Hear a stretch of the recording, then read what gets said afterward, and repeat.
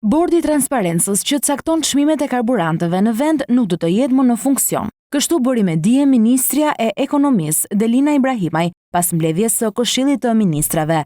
Ministrja tha se vendimi është marrë në kushtet kur çmimet e karburanteve kanë shënuar rënje të vazhdueshme në bursë gjatë javëve të fundit, për shkak edhe të marrëveshjes mes SBA-ve dhe Iranit. Ne sot vendosëm që do të ndërpresim bordin e transparencës, i cili prej disa muajsh tashmë është në funksion në zbatim të ligjit dhe për hidrokarburet. Prej më shumë se 2 javësh çmimi ka ardhur duke u reduktuar, çmimet e bursës janë stabilizuar, siç edhe jeni bërë me dije në kontekstin gjeopolitik është arritur një marrëveshje dhe Kanali Ormuzit do të zhbllokohet. E pyetur për Ora News se si do të kontrollohet tashmë tregu nga abuzimet në mungesë të bordit, ministrja përgjigjet kështu. Por kjo situatë tashmë ka kaluar, pasiguria nuk ekziston më, mundësia që kompani të rrisin çmimet në mënyrë të pakontrolluar për shkak të frikës së një rritje të mëtejshme të çmimeve nuk ekziston më, pra kushtet për të pasur një bord të transparencës nuk janë më aty, ndaj dhe ne vendosëm të mbyllim funksionimin e tij. Megjithatë,